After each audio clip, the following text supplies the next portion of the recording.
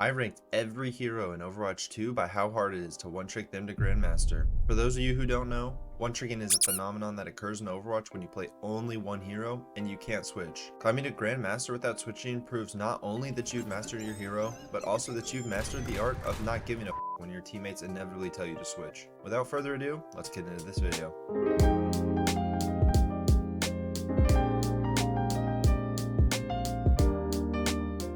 Really quickly, I need to preface this list by saying that this ranking is assuming the player has GM5 skill level on all characters and isn't biased towards any one skill set or playstyle.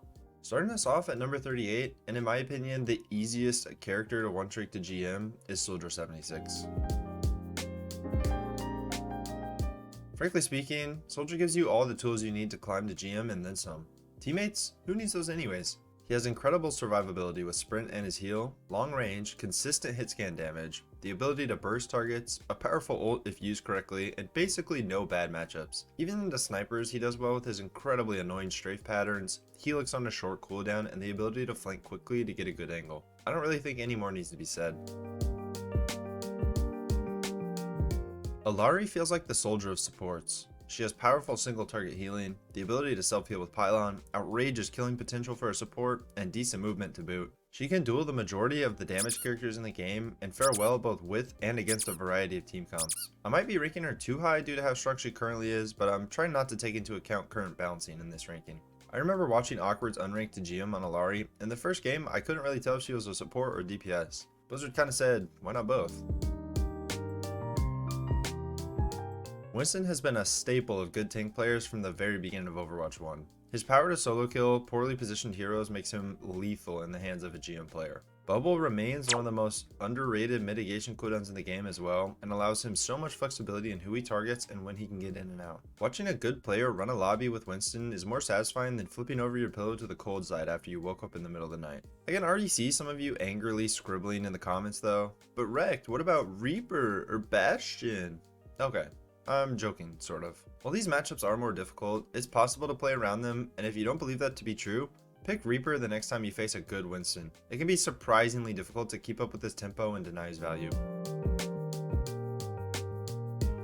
This one is pretty self-explanatory, so I won't waste too much time. In my opinion, you have two of the top 5 most impactful non-ultimate abilities in the game, a versatile weapon that can quickly switch between healing and damage, and a pretty versatile ult as well. The reason most Annas can't climb is not due to mechanics like most people think, but poor positioning. If you can learn how to position well in Ana, I promise you can climb much higher than you think you can. Zarya is an absolute powerhouse in terms of game impact. Her bubbles are so flexible and her consistent damage output is second to none if you can keep her energy high. Grav is Grav, and having shield health gives her that little extra push to sustain that she needs. I thought about placing her even earlier in this list, but she does have a serious weakness against ranged and flying characters that can be exploited by players who know what they're doing, so I decided to bump her down a few spots.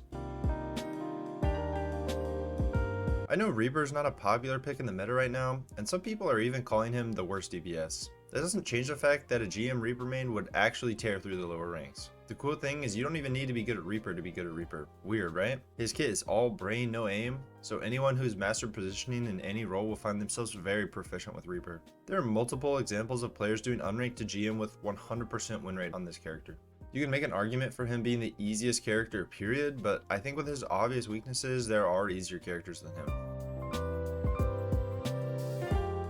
Like a lot of characters already mentioned, BAP has a kit that does just enough of everything that you aren't reliant on your team for success. Lamp is also a top tier cooldown, and once you learn not to throw it too early, great things will happen to your rank. The only problem with him is that your aim has to be quite precise to consistently land kills, and his damage isn't insane. I would argue that you need considerably better mechanics on Baptiste than you do on Ana to achieve the same level of success, although that's probably not a popular take if I had to guess.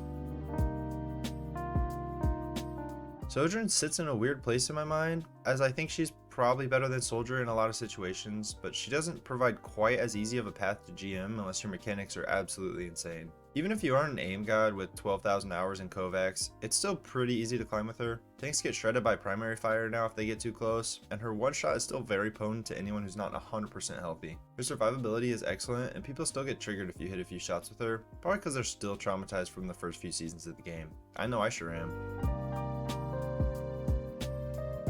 As I'm sure some of you might be able to relate, I was trapped on Kiriko doing scrims for the longest time as a flex support player and came to despise playing her. Once she fell out of competitive meta, I realized how much fun she can be when you aren't forced to play her every single game. Nostalgia aside, she has a great kit with very high skill potential, and the feeling of double dinking a flanker is one of the best parts of playing support. She has some of the best survivability tools in the game, despite being nerfed 34 times since launch, and her ult still remains highly impactful, especially in high reloads. All these factors make it relatively easy to climb with her compared to the rest of the cast. While Sigma's quite difficult to get the hang of due to his unique mechanics, he will run lobbies and has counterplay against almost every hero in the game. There's really no cap on his skill ceiling, and it's a blast, at least for me, to watch the best duke it out on Sigma. There are a couple of things holding him back from coming earlier on this list though, including the fact that he's one of the few characters who truly has good and bad maps that make him much harder to get value from sometimes. This all luck, no skill all skill, no luck character fares well into any team comp. He can hold his own against flankers, pick off hit scan at range, and shred tanks as well. His projectile timing is fairly unique, but learning how to use sonar to pre-fire people makes getting headshot kills in the lower ranks much more consistent. While some people like to cry and tell me that Ryan is totally dependent on having good supports to climb, I'll encourage you not to listen to that propaganda and instead be a free-thinking Ryan lover like myself. While he's not as versatile as Zarya or Winston, he does what he does really well. I've also found that people in the metal ranks do not have respect for his power up close, and as long as you can learn how to hold corners and not be a total shield bot, you can climb with any two supports. One last note before we move on.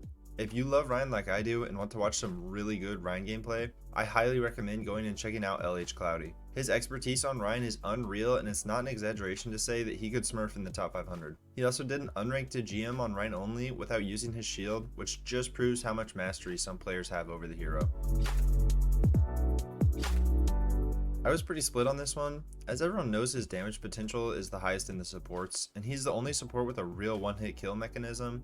However, he's really vulnerable and has absolutely no mobility, so he can go down quickly if you ever get caught in the wrong spot. I ended up putting him mid-pack, but still closer to the easier end of things because even against flankers targeting him, he can 100% fight back and win. The only super rough matchup is Sombra, but positioning to get help from your team can mitigate that.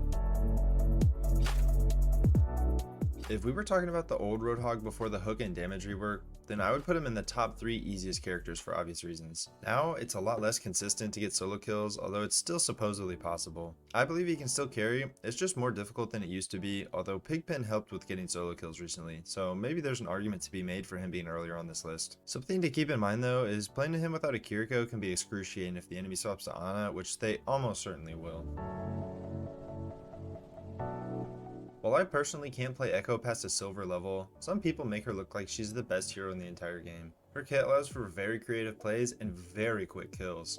It also rewards flexible players who can transform into whichever character they need for the situation and still play well. As more heroes with even more diverse kits are added into the game, Echo's value will only continue to rise, and I personally believe we haven't even seen a player who has maximized her entire potential yet, although there are definitely some names that have come close. Yep. That's right. My first thought was to put him near the top in terms of difficulty, as when I, and many others probably, switch to Doom, I start turbo feeding and my elo drops quicker than a skydiver in freefall. But if we're staying true to my ranking and we assume the player has GM level skill on Doom, it would stand to reason they know how to maneuver around the fight, pick off opponents out of position, generally disrupt, and do Doomfist things. On top of that, his matchups aren't horrible, with the only really troublesome ones being Hog. His ult has been repeatedly buffed in the past and it's in a spot where you can actually get kills now, along with using it to get out or refresh your cooldown cycle like before. By this point in the ranking, I don't think it's a trivial task to get to GM anymore, as the counterpicking for some of our upcoming characters is going to get pretty brutal, and some characters are just built niche in general and are hard to push with every game. Tracer is certainly not built niche, but she struggles into teams that group well and have any decent forms of communication. Her solo carry potential is still there, but I think you have to be well into the top 500 in terms of skill to be carrying games all the way up to GM nowadays. It's not like 2017 anymore, where Tracer was the end boss and SPB and Jay Jonak ran the league on NYXL. You have to seriously grind Tracer only to make it worth it, and I don't see it as a particularly easy feat. Ashe doesn't quite shine like she used to. If you want more consistent damage, you can play Soldier or Sojourn. If you want a more medium range threat, you can play Cass, although that one's debatable. And if you want a long range threat, you can play Widow or Hanzo. But in the right hands, Ashe can still rip apart teams and pump out truly astounding amounts of damage in a short period of time. Once your scoped accuracy starts getting into the 48% plus range, you'll notice that lobbies are just kind of melting and people will usually start calling you a smurf. Ah, feels good, man. I had a pretty tough time ranking Ramatra. While he certainly has a lot of playmaking potential, especially with his ult, he's also quite resource intensive and can be hard to play without a reliable backline, leading to a frustratingly large amount of blocking and not enough punching. That's not to say you can't one-trick him well, I just believe he's more difficult than much of the roster. While it's true that Mouse 1 is a much larger part of Junkrat's kit than it is for most other heroes, this list isn't ranking how difficult each character is to play. As someone who went through a Junkrat phase, I can say it's quite difficult to play him in a bunch of different matchups. There are the obvious ones, like Pharah or Echo, but there are less obvious ones that are difficult as well. Hit scans have a pretty easy time picking apart Junk's huge hitbox, leading to a rough life if you can't switch. Fortunately, good Junk players have shown that it's possible to win in even the worst matchups, so I can't justify placing him any further into this list. While not the most difficult tank to climb within the game, JQ isn't easy either. She has strong damage with the catch that's hard to confirm, and she has self-sustain as well, but not that much. She leans heavily into the Feast or Famine playstyle. Good players will be very hard to deal with, whereas bad players will do basically nothing but feed. I know that can be said about any character, but it really applies here. You can't just press Q without thinking and hope to become GM on this hero. Over the years, Blizzard is shifting toward from a troll pick with a really annoying turret to a well-balanced DPS who can play in a variety of situations. While he really excels in certain matchups, he also has some really terrible matchups where his turrets get destroyed very easily, and he has to rely on his primary fire, at which point he's just a worse Hanzo. If I made this video a few years in the past, Torb might be up in the top 5 or 10, but now he cements his place near the middle of the pack at number 17. Sombra has a lot of the same pains as Tracer, which I guess makes sense because they have a similar role. Speaking as a support main, Sombra can be super annoying to deal with after her rework. She basically demands one or both cooldowns out of you, and if you don't have those ready, then you better be praying someone else is paying attention to you. The good news though is if you have any communication with your team, she isn't so difficult to play against anymore. It doesn't make her any less annoying though. Genji was a hero I really struggled with ranking. His kit has a ton of room for skill expression, and high-level Genjis can run through teams on their own when they heat up. The reason I have him on the harder side of this list is because it's very difficult to be consistently on point with him, even for the best Genji players in the game. His kit is very intricate, and messing up even a single button press during Blade can ruin the whole ult. There aren't many characters who are less forgiving than him when it comes to making a mistake.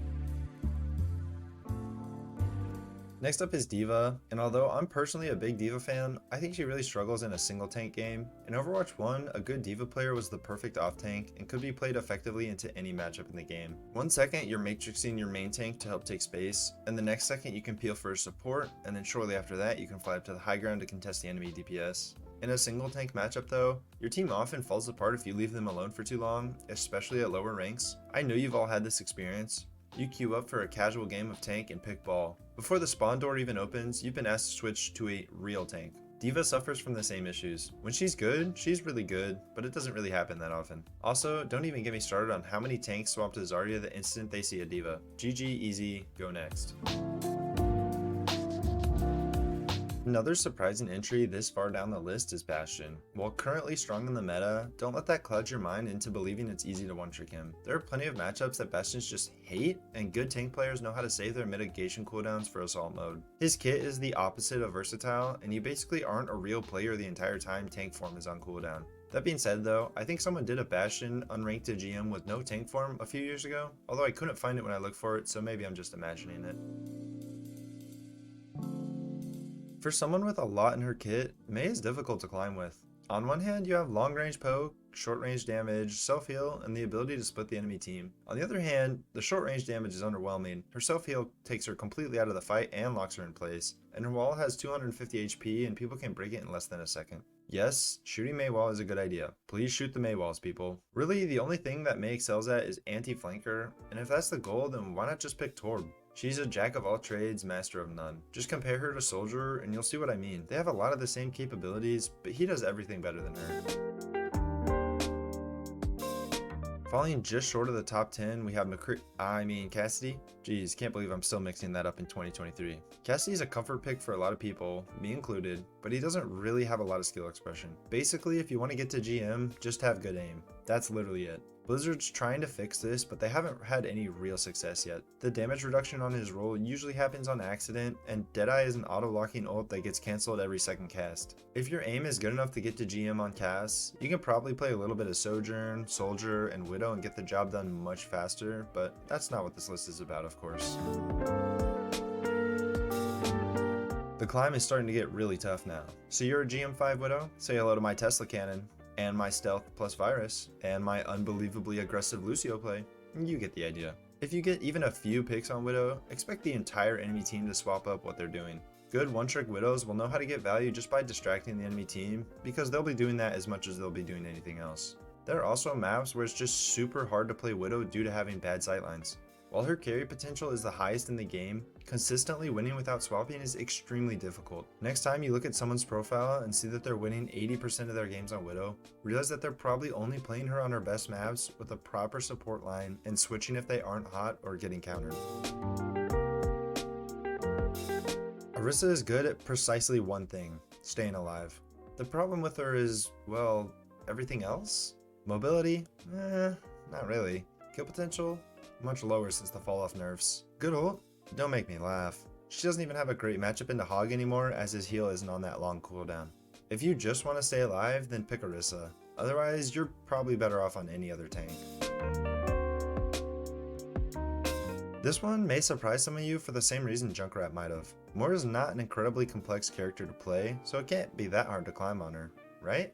Not really. While her raw healing and damage is very good, the rest of her kit offers basically nothing. In the past, this was less of a problem, but now with Kiriko, Lifeweaver, and Alari alongside the Overwatch 1 cast of supports, there is so much useful utility that you just don't get with Moira. Your team keeps getting antied? Too bad. Your tank is way out of position and burst healing isn't enough to save them? Too bad. You have a fire on your team? You get the picture. Moira isn't a bad character, but she lacks the versatility to climb easily compared to other picks. Symmetra is a much less surprising pick for this list. She's one of the most situational characters in the game. On a few maps, she has a reputation for absolutely dominating, and on the rest, it's a lot harder for her to get value. There are plenty of people who can get creative with her and make it work in various situations, but those people are the exception, not the rule. She's hard to play on many different attack phases in escort and hybrid maps. Her range is abysmally low, and as you get into higher ranks, her turrets become less effective. Just missing out on the top 5 is Lucio, who is something of an outlier on this list. His kit is undeniably versatile, but unlike other characters who can do it all, Lucio still struggles as a one-trick. Many players don't know how to take advantage of his speed boost, and his healing mechanic is almost worthless without amp. His kill potential is great, but you have to have strong mechanics, both with aiming a projectile weapon and with his completely unique wall riding. For some weird reason, I feel like Sound Barrier is also not as valuable as it used to be back in the early years of the game, although I can't exactly explain why. Great Lucios can still carry games, but I wouldn't say that a low GM Lucio can carry their way through High Diamond and Masters. Starting off the 5 hardest characters in Overwatch 2 to one-trick to GM, we have Pharah. This isn't really surprising, as you can hardly call her a real hero without a Mercy. It's honestly quite a shame, but Blizzard doesn't seem to have any interest in making her work on her own without a Mercy. While it still can be done, it's just much too difficult to justify. There are a lot of supports who can't reliably heal her while she's in the air, a lot of DPS who have no problem shooting her slow-moving hitbox, and an ult that almost guarantees her own death unless you kill everyone that can see you. Oh Brig, what do I even say about you? I think the only time I've ever heard someone say Brig carried is when I had a Brig basically bodyguard me while I was on Ana and kept me alive versus a bald tracer combo I was having trouble with. And even then, I was the only one that appreciated the Brig being good enough to keep me up. Aside from that, it's just really difficult for Brig to win her own games when compared to any other character. She doesn't really have any potential to kill people on her own. Rally isn't the same since they got rid of the armor, and overall it just doesn't feel like you have that much impact on your own games. She's good at anti-flank and protecting her other support, but what happens in the 80% of games where those don't really apply? You get the idea. Coming in at the top 3, we have the last tank on this list, Wrecking Ball. One of the problems with Wrecking Ball is that a lot of your teammates aren't going to know how to play with Ball as their tank. They won't wait for your engage or take advantage of the chaos that you create. Instead, they'll complain and spawn and tell you to pick a real tank and sometimes even throw the game if you won't swap. With all that said, top 500 Wrecking Ball players will roll through their lobbies regardless of how good their team is or not. In fact, I'd bet if you checked right now, there would be at least one ball, one trick in the top 500. At the time of recording this, there's over 10. But that's not because it's easy, it's because a subset of Overwatch players find Ball's kit uniquely fun as there's nothing quite like it, and have put in great amounts of practice to master difficult techniques. His skill ceiling is one of the highest in the game, and the difference between a GM5 Ball player and a top 50 Ball player is as great as the gap between a Plat player and a GM5 player. Ah, Lifeweaver. What a character. On one hand, I actually really enjoy playing him as his healing is great, his potential to save people with tree is top tier, and pulling back someone who is feeding is a really great feeling. The problem is he just doesn't have the power that other supports have. Tracer on you? Run away. Monkey jumps at you?